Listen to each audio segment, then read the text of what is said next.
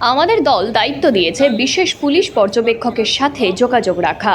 আমরা আজ অনিল শর্মার সাথে কথা বললাম। উনি আগেও অনেক দায়িত্ব পালন করেছেন। আজ পুলিশ অবজারভারের সাথে দেখা করলাম, এমনটাই কিন্তু জানাচ্ছেন শুভেন্দু অধিকারী। সাথে সাথে তিনি এও বলছেন, আমরা বলেছি বাংলা একমাত্র রাজ্য, এর ২১-এর বিধানসভা নির্বাচনের পর পোস্ট পোল ভায়োলেন্সের কথা ১০,০০০-এর বেশি কেস হয়েছে। ২১-এর আগের কথা বলিনি, সিপিএম কি করেছে বলিনি, কান্তি গাঙ্গুলি বা মুজির মাস্টার কি করতেন তাও বলিনি।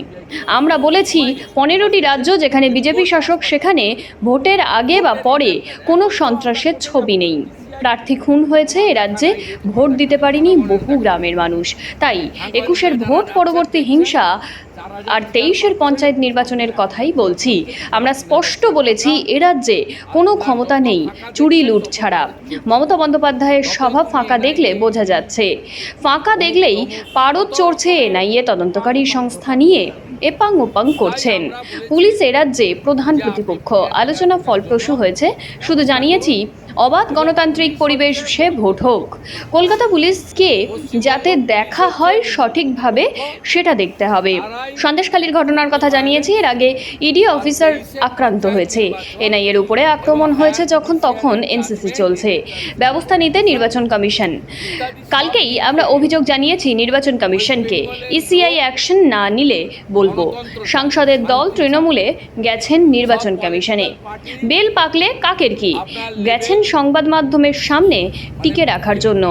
এই তো আছে কয়েকজন, কেউ গ্রেপ্তার নয় ভূপতিনগরে, ওদের হাতের তৃণমূলের ঝান্ডা ছিল তাই গ্রেপ্তার হবে না। যেভাবে শাহজাহানকে সাপোর্ট দিয়েছিল মমতা বন্দ্যোপাধ্যায় বিধানসভায় দাঁড়িয়ে, ঠিক একইভাবে তৃণমূলের পতাকা নিয়ে যেভাবে এনআইএর উপর হামলা চালিয়েছেন, তাই ৭ খুন মাফ। আমাদের দাবি পুলিশের বিরুদ্ধে ব্যবস্থা নেওয়া হোক, এনআইএ যাতে আদালতে যায়। হাতে তৃণমূলের ঝান্ডা ছিল।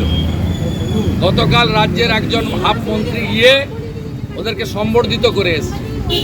যেভাবে শাহজাহানকে বলেছিল যে শাহজাহানকে ঢুকিয়ে দিয়ে এরিয়া ফাঁকা করে আরএসএস বিজেপি এলাকা দখল করতে চাইছে, এটা on the floor of the assembly বলেছিল।